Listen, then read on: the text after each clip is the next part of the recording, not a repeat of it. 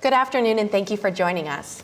Following the President's State of the Union address, senior administration officials, the Vice President, even the President have been answering your questions in a series of live online events. Today we've had roundtables on the economy, foreign policy, and right now we're so pleased to have with us Secretary of Education Arne Duncan for a live roundtable discussion on education. I'm Corey Schulman in the Department of New Media, and to my right is Secretary of Education Arne Duncan. I'll just go around the table. We have Rob Lippincott from PBS Teachers, Liz Dwyer from Good, Kevin Short of MTVU, and Linda Murray from Baby Center. For the past couple of days, Rob, Liz, Kevin, and Linda have been taking questions for Secretary Duncan from their readers. We'll also be taking your questions live. If you go to whitehouse.gov/live, there's a link to join a chat on Facebook. I'll be scanning that throughout the duration, and we'll be taking your questions for the Secretary as well. So without further ado, we'll just jump into our first question. I'm going to turn it over to Kevin from MTVU to ask the Secretary your first question. Absolutely. Thank you. While reforms are taking place on a federal level, state budgets paint a very different picture. In my home state of California, for example, Governor Jerry Brown has proposed $500 million of cuts to state higher education funding. And I understand that budgets are constricted, but is it appropriate for states to put education on the chopping block? How do you plan on counteracting these gargantuan cuts, and what can college students do to voice their opinions? These are very tough times, and states around the country are making very tough budget cuts. California is probably as hard hit as anybody, and so there aren't easy answers. I'll say a couple things. I'll say in tough times, when I ran the Chicago public schools, unfortunately I had to cut budgets year after year after year and make tough decisions. There are smart, strategic ways to do it in ways that hurt children and hurt college students, and so we're really pushing folks where they have to make tough calls to be very, very thoughtful about how they do it. We were very successful in the past through the Recovery Act to be able to save a couple 100,000 teacher jobs, and hopefully some of that will continue. But the honest reality is we at the federal level can't stave off all the tough decisions that the states and locals have to make.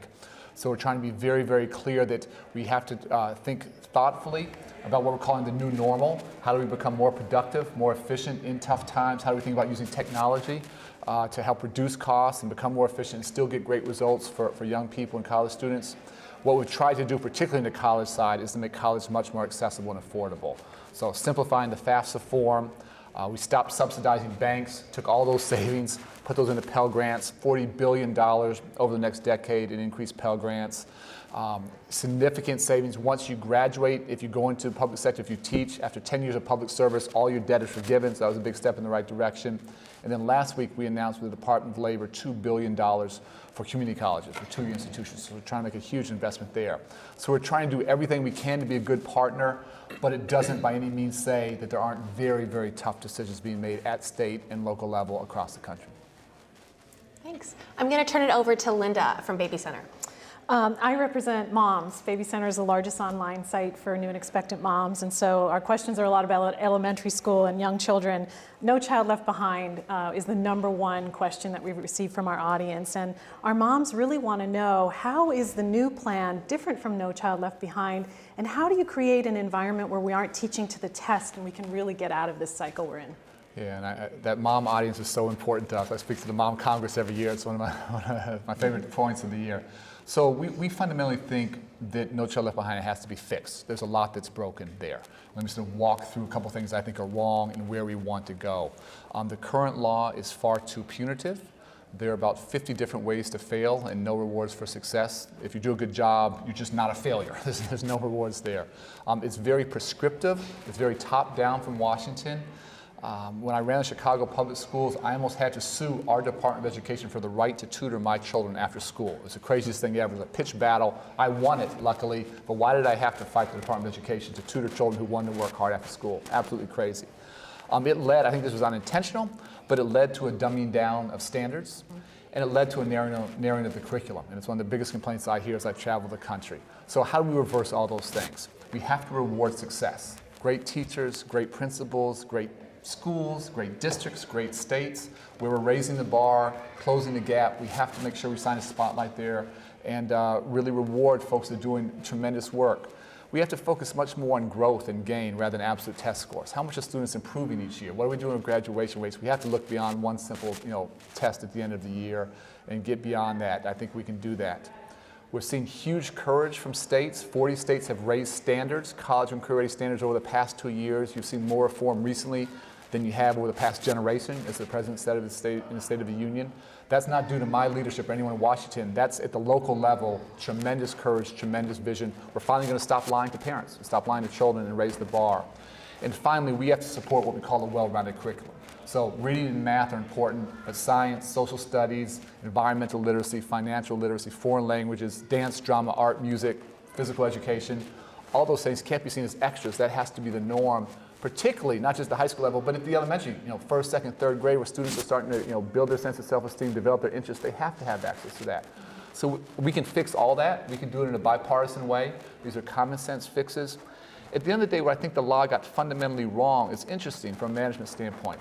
It was very, very loose on goals. So you had 50 different standards, 50 different goalposts, the vast majority of which were dummied down due to political pressure, but very tight, very prescriptive on how you hit those goals. I think that's backwards. I think we should be tight on the goals, have a high bar, college and career-ready standards, so with your children, I have a third grader and a first grader, I want to know, are they making the right steps to be successful once they graduate? But give much more flexibility, frankly, get Washington out of the way. Let great teachers, great parents, great local educators, they know what's right for their children.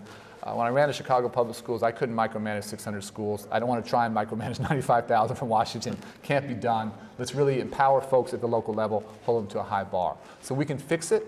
We want to work in a bipartisan way, and we want to do it this year so we go into the next school year in the fall with a much better law. Thank you. We're also taking your questions through a live chat on Facebook. So if you go to whitehouse.gov/live, we're getting a lot of great questions. This one just came in from John Gallagher. John says, knowing that students in the top 10 or so in their graduating class or on the honor roll are involved in music, art, and theater programs in their schools, and knowing that the arts are providing things like creative problem solving and higher order thinking, skills that are needed in the 21st century employment, how are we going to sustain our arts programs in light of our current economy and cuts to education? Yeah, these are really thoughtful questions, and something I actually worry a lot about. You see lots of places where arts are being cut. You see places where schools are going to 4-day weeks rather than 5-day weeks at a time when we need more time. So in our budget request to Congress, we're actually asking for $1 billion to fund what we call a world-class, well-rounded education. So it's not just the math and the reading, but it is all the other things that are somehow seen as extras, but they're not extras. They have to be the norm. So we want to put a huge amount of resources with Congress's support behind those states and those districts that are really committed to giving children a well-rounded education. I can't emphasize enough, it can't just be at the high school level. It's got to be with our young children, our 5 and 6 and 7 and 8-year-olds, and give them those kinds of opportunities. So we're trying to make an unprecedented investment. That's actually one of the pillars of where we want to go, is behind what we call this well-rounded education. Great, thank you. Liz from Good. Fabulous. So Good is a platform for people who really care deeply about changing the world, and we asked our readers to come to good.is, and they submitted hundreds of questions for you, and it was hard to narrow them down, but the first one, I know, the first one actually comes from a City Year Corps member named Jasmine Cabezas, who's out of Los Angeles, and she says, the president discussed the shared responsibility of schools, parents, and teachers in education. However, there are many more players on the field. How do you see the role of nonprofit organizations like Communities in Schools, KIP, or City Year in turning around our nation's lowest performing schools? And to take our question a step further, how do you see, additionally, the role of citizens and businesses in that? So I love the question. First, let me say how much I love City Year. I try every chance I get here to volunteer with them. I actually helped to bring them to Chicago, and they did an amazing job across the city, but I pushed them hard to focus on our schools, and they did that. We have City Year teams around the country who are actually dedicated to ending these dropout factors and ending the dropout crisis, and going into some of our toughest schools and really trying to be those great role models and mentors for students. And so I can't tell you how much I appreciate the spirit and the inspiration that they provide throughout the country. When folks see those red jackets coming, it's just a great thing for those communities, and I just can't say enough about it. For us to get where we need to go as a country, none of us gets a pass. All of us have to do more. And so we're challenging everyone. We're challenging parents, we're challenging students, we're challenging teachers, we're challenging principals. I talked about, as hard as we're pushing everyone else, we're trying to look in the mirror and be very self-critical and change the way we're doing business. I think our department, frankly, has been part of the problem historically. Businesses, philanthropic community, but specifically this question, nonprofits, social service agencies, faith-based institutions. My vision is that schools really become community centers. Schools should be open 12, 13, 14 hours a day, a wide variety of after-school programming. In every neighborhood in our country, rich, poor, black, white, Latino, doesn't matter, we have schools. Schools have classrooms, they have libraries, they have computer labs, they have gyms, they have pools. Those are great physical resources. They don't belong to me or to the principal or to the union, they belong to the community. Why are they open 6 days a week? It makes no sense. One of the things I was proudest of in Chicago is when I left, we had 150 schools that were fully community centers, who were open these longer hours. We had a huge number of nonprofit partners who were co-locating services in our buildings. This was the best money I spent. For every dollar I spent, we were getting $5, $6, $7 back because of these partnerships. We had schools that we ran to school from 9 o'clock in the morning to 3 o'clock in the afternoon, and then from 3 o'clock in the afternoon until 9 o'clock at night, the Boys and Girls Club ran the school. And these are really tough economic times. We talked about it. Nonprofits, social service agencies are struggling for money. My question is, why do we keep putting that into bricks and mortar? Let's put them into our schools, don't charge them any rent, give them the buildings for free, and let them put all their scarce resources behind tutoring and mentoring and enrichment activities. And if schools truly become the centers, the hearts of the neighborhood, activities for children, students, for their brothers and sisters, for their parents, GED, ESL, family literacy nights, family counseling, whatever it might be, math nights.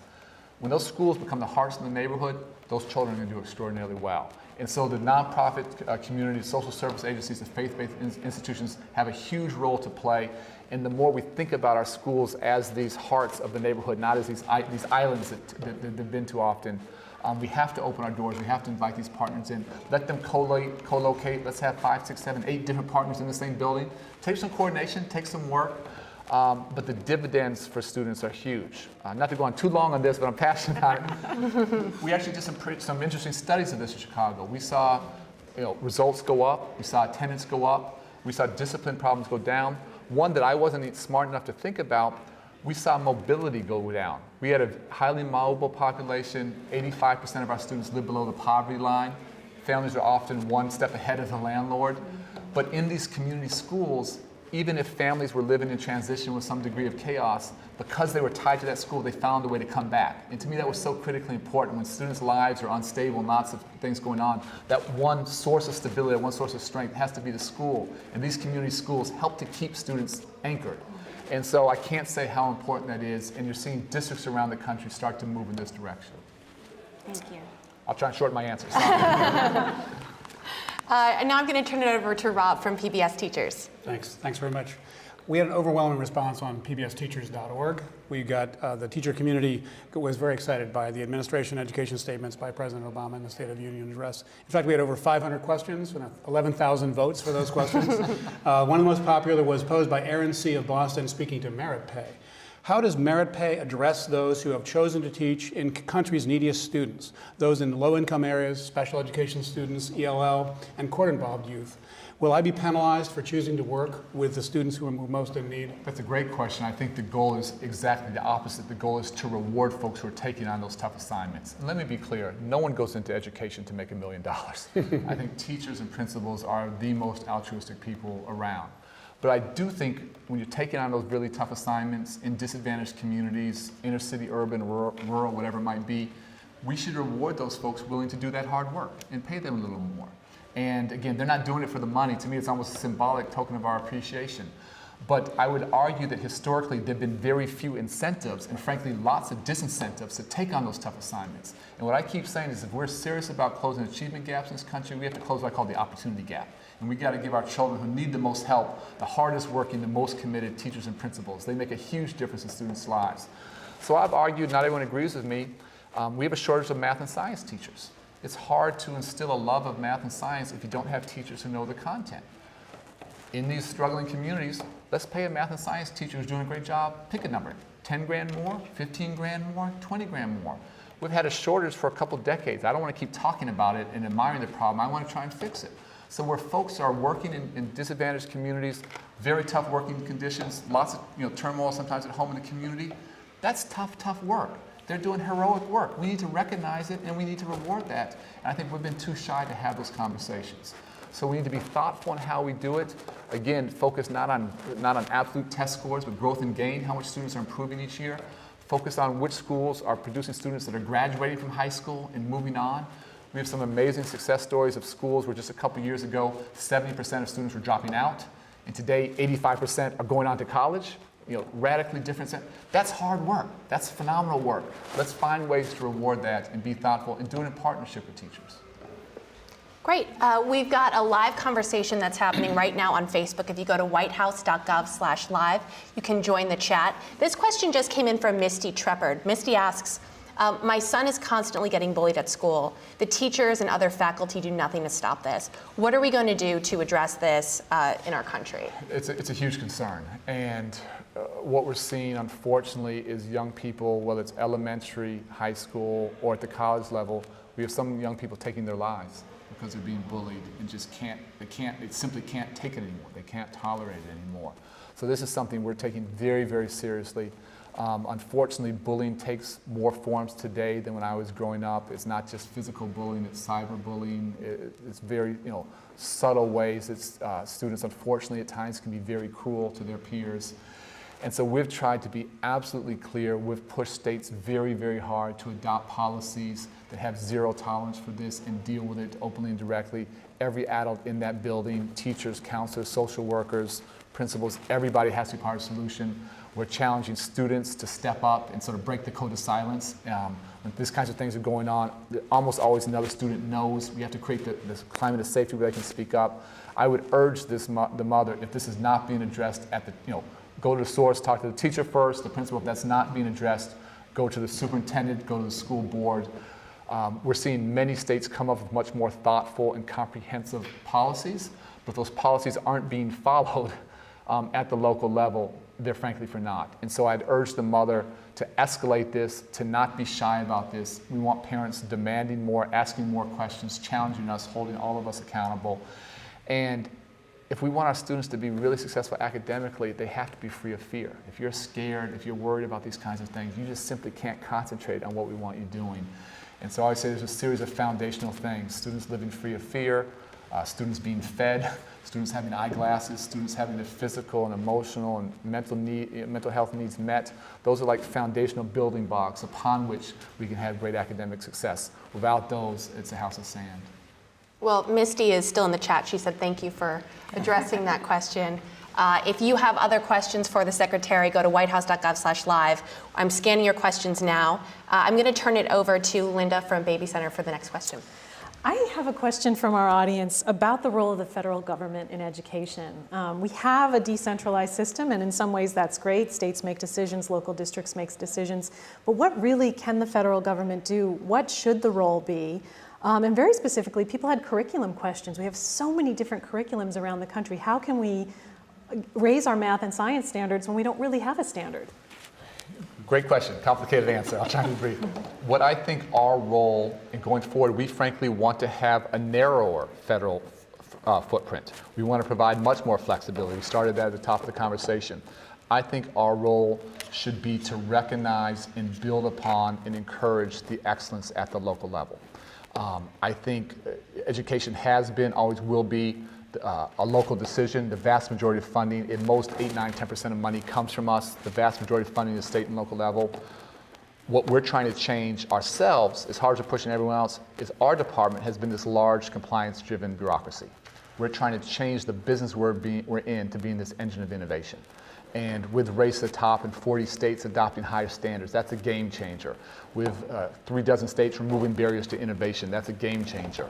We had states that had laws on their books that prohibited, it was against the law to link student achievement in teacher evaluation. All those laws are gone. So we want to continue to reward excellence through programs like Race to the Top, the Invest in Innovation program, the Promise Neighborhood initiative that builds upon Jeffrey Canada's extraordinary work with the Harlem Children's Zone. We have to support the great work that's going on out there. For all the challenges we as a country face, the answers are out there. The answers are not with me. The answers are frankly not with anyone else in Washington. The answers are with great teachers, great principals, great local educators getting it done. We have to take those pockets of excellence, those islands of excellence, and scale them up.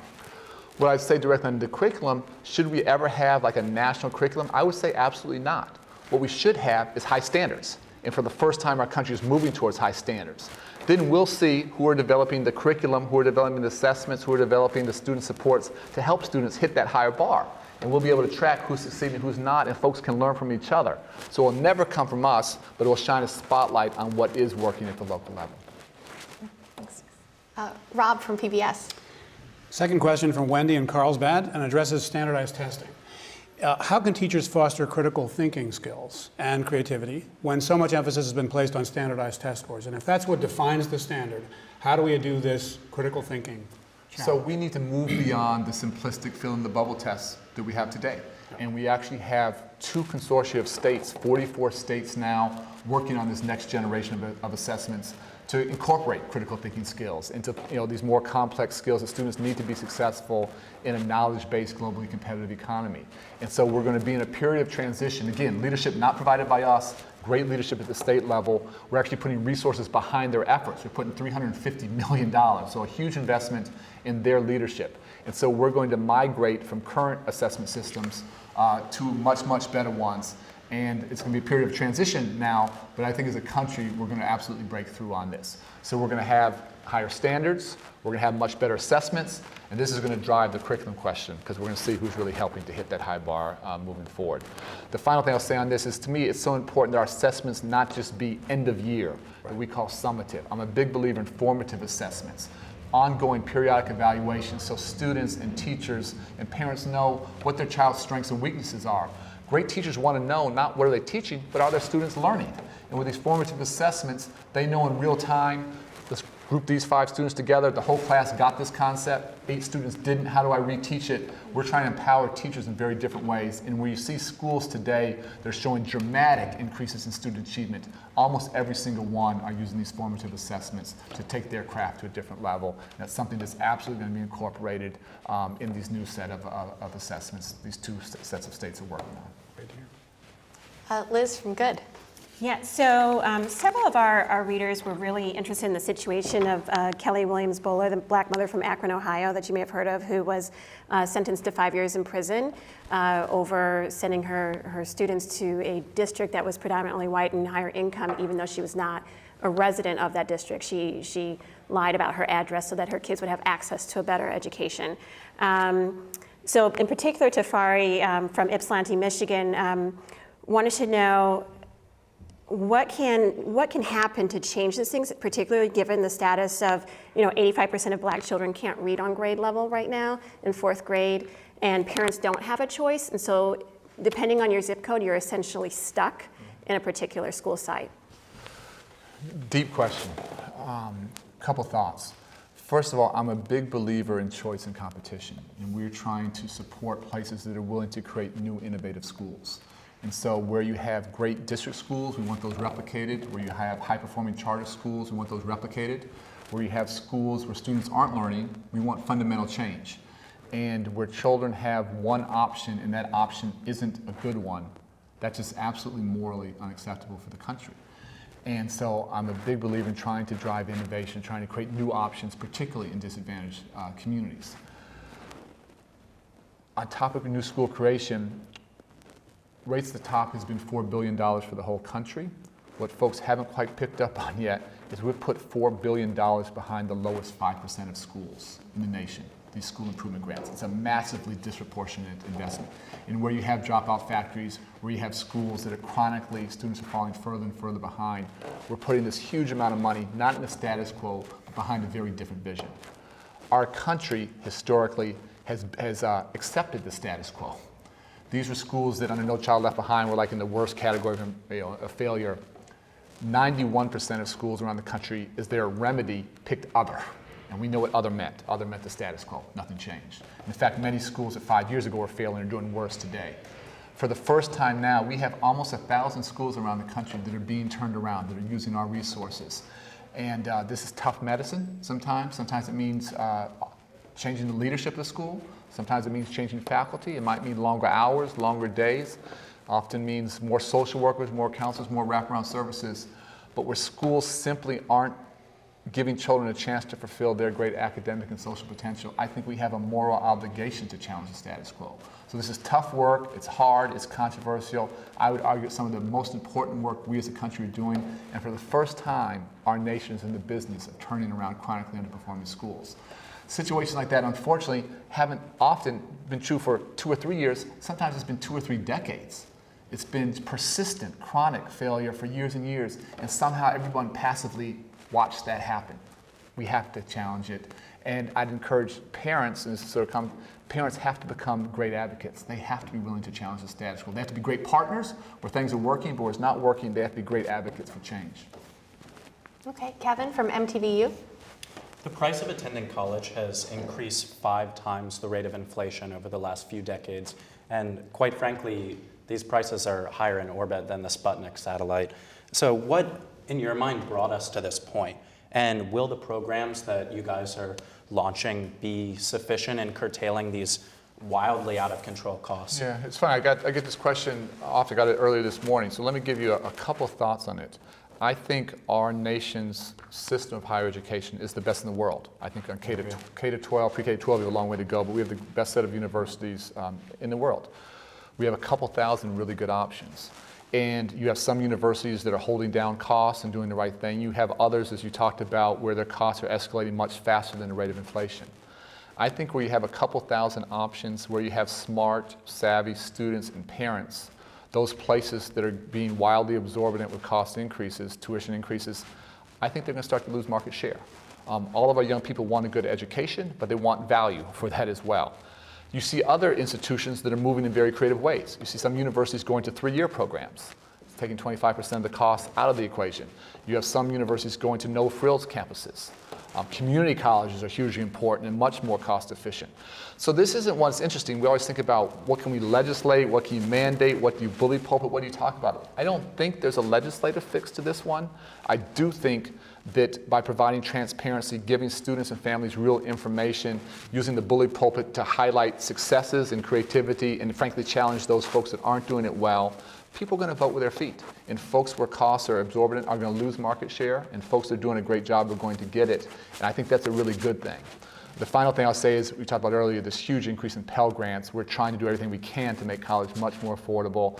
And just last week, we announced the Department of Labor $2 billion for community colleges, for 2-year institutions. And we think that's this unpolished, unrecognized gem along the education continuum. We're trying to make a massive investment there as well.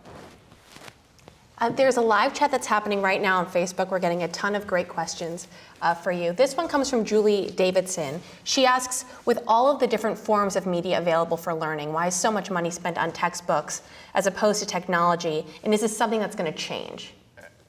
It is changing. Julie, it's changing. I'll go out on a limb and say in the not too distant future, textbooks may be getting close to being obsolete. And we honestly have schools today that don't use textbooks. I mean, this revolution is happening. And I think using the digital media, giving students access to content 24/7, the idea of seat time and sitting in a chair and being in a class 6 hours a day, students are on cell phones 24/7. Why aren't we delivering content there? Well, guess what? Folks are starting to figure this out. And I have 2 little guys at home. This is how they learn. This is how they think. And if we're serious about increasing engagement, reducing dropout rates, keeping students focused and going to college, we have to be much more creative in the use of technology. There are lots of places out there that are starting to get great results for students using technology in very, very different ways. I think this is the future. I think it's coming much faster than folks realize. And I think it's going to help us get where we need to go educationally. And I'm happy in other situations to walk through a whole bunch of places that are doing some extraordinary stuff and getting students to learn faster and to love learning in ways that we haven't seen in a while. It's a really exciting time. Excellent. Rob from PBS Teachers. You just asked my digital media question. Oh, sorry about that. But this one from Janine in Jersey City. She asked you to comment on the decline of VOTEC programs. Why have high schools abandoned VOTEC programs? Plumbers, electricians, carpenters, auto mechanics all make decent livings, yet our schools do not offer young people proper education in these fields. These are the kids who choose to drop out. Yeah, no, it's a great question. If anyone has paid a plumber's bill or auto mechanic's bill recently, those are great professions to be in. I think it's an accurate critique. I think as a country we probably did a better job in the career and technical training 30 or 40 years ago. Mm-hmm. and somehow have lost our way a bit there. I think we have to continue to invest in those careers, and obviously a whole set of new careers that didn't exist 30 or 40 years ago in the world of technology. We haven't as a country abandoned. There are places they're doing this well, but they're not enough. They're pockets of excellence. And I think there's often this false debate of college versus career. To me, it's got to be both and, not either or.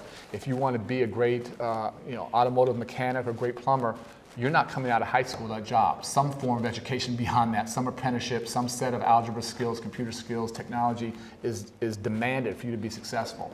And so for me, it's about providing every single student with those choices, college and career. They can choose to go which way they want to go. But giving those kinds of opportunities in high school and even in middle school, I think it's hugely important. It will engage students who may drop out. It will give them an opportunity to become productive citizens when otherwise they're going to be struggling on the street.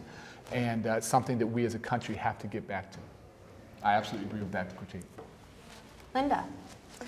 Taking us back to the beginning and setting those early seeds for education, we had a lot of moms like Carissa in Great Barrington, Massachusetts, who were disappointed the president didn't talk about early education and preschool in the State of the Union address, and really wanting to know if there's a plan to make preschool really available to all children and not just low-income children. Yeah, I think those early years are obviously the most formative, the most critical, and I frankly don't need another study demonstrating that. I think this is arguably the best investment that we can make. So one of the things that we're asking from Congress is significant money to put upon expanding early childhood access. And our department has done some stuff, not enough.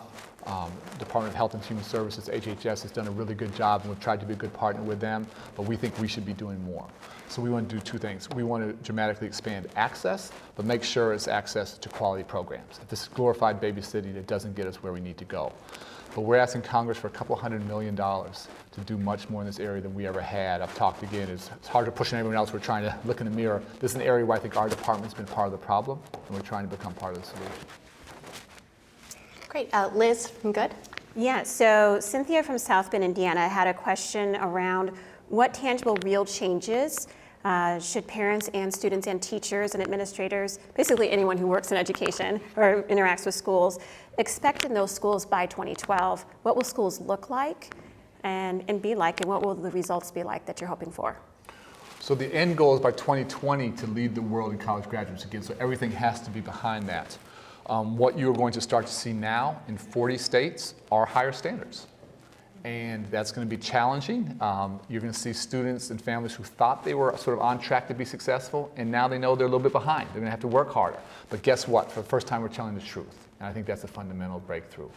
We talked earlier, you're going to start to see technology used more and more often as not sort of some ancillary, some set aside, but as an integral part of learning. I think you're going to see more schools starting to think about these wraparound services and really engaging communities and making schools centers of excellence. And so those are all tangible moves that I think are going to move the country in the right direction, that are happening as we speak and are only going to accelerate. I'd like to come back on technology for 1 second. It's actually a really interesting one. I often think, I'm not sure why, but we in the education world historically have moved too slow, have been resistant to change. And I think technology is a great example of that. Technology has already transformed how we do business in this country and around the world. It's transformed how we interact socially, and this is a prime example of that. Technology has not yet transformed how we educate children. We've been behind the curve. We haven't moved fast enough and aggressive enough. And I think very, very quickly, you're going to see a lot more thoughtful, creative, innovative use of technology as an integral part of student learning. Great. And Kevin from MTVU. In regards to financial aid and college access, just being aware and cognizant of your options can be your greatest asset, but it seems like many students are, quite frankly, unaware. So if you did have 30 seconds, say, with every young adult in the country, how would you explain this really dizzying process of navigating the financial aid system? Well, first of all, we tried to make it dramatically simpler. So with the FAFSA form, the financial aid form itself used to be this barrier to going to college. It was way too complex, way too complicated, it was absolutely crazy. So we simplified it pretty significantly. That's been one of the things I've actually been most proud of that we had lots of great feedback on. What I would say to young people, particularly first-generation college goers, English language learners, is that this can't be something you start to think about senior year. This has got to be freshman and sophomore year and starting to plant those seeds and get involved early. If you have a parent who can help you navigate, great. Many young people don't. Find that counselor, find that social worker, find that teacher, find that nonprofit or social service agency that does a great job of this to help you get there. The biggest message I would send to young people is that there's a real perception, and luckily it's a myth, that you have to be wealthy to go to college. When I say to young people, I go out and say, do you know how much more money put into Pell Grants? People say, 15 million, 27 million. No, it's $40 billion. If you work hard and you're prepared to be successful, there are financial aid resources out there for you. Grants, loans, Pell Grants, Perkins loans, huge amounts of opportunity that maybe haven't been there as much historically. And so this is not about being wealthy. It's about working hard. It's about being committed. It's about getting the help, not being shy. It's about not waiting to the last minute. But if you are prepared and you're successful, I promise you those financial aid resources will be there to help you achieve that dream of going to college. Great. I think we have time for just about one more question. This comes from the Facebook chat. Angeli Solis says, you have an excellent reputation as a champion for service learning. Where do you see service learning fit within the education climate today? I think all of our young people, just again as a natural part of their healthy development, should be actively engaged in giving back to the community. And something I've tried to do just with our own children, often partnering with City here, with going out and painting schools and building playgrounds. My wife is actively involved with a group that builds playgrounds around the country. And my children are 6 and 9, and it's something they look forward to. It's just part of who they are now. It's not seen as drudgery or it's not seen as service, it's seen as a fun activity. And so I think the more we're promoting those opportunities, again, not just at the high school level, but middle school and even in elementary school, the more our young people start to see the impact they can have, that's extraordinarily powerful. And I ran a nonprofit in Chicago years ago, and children in a very tough, poor, challenged community, and we did a ton of work in the community, from planting trees to working at a soup kitchen to actually literally building a home with Habitat for Humanity. And the sense of self-esteem that our kids got from those opportunities was something we couldn't have taught through our normal tutoring program or in a class. And they started to see themselves as having the power to have a positive impact and not being seen as children of the poor, children of a disadvantaged community of all these negative stereotypes. And we're out planting trees, people would stop and look and figure out when they were building a roof, people would stop and look. And it started to change the community's perception of what young people do. So the more we're providing concrete opportunities on an ongoing way, young people love this. When I ran the Chicago Public Schools, we had a 40-hour requirement. We had students who hated that at first, who went on to go do 400 or 500 hours because they got hooked. We have to continue to provide those opportunities. Great. Well, thank you so much, Secretary Duncan, for joining us, and Rob, Liz, Kevin, and Linda, and everyone at home that tuned in. If you joined us late, this video will be posted shortly on whitehouse.gov, so you can check out the whole thing. And stay tuned. At 4:30, we have another roundtable discussion. Secretary Sebelius will be joining us for a discussion on healthcare. So thank you again, and have a good afternoon.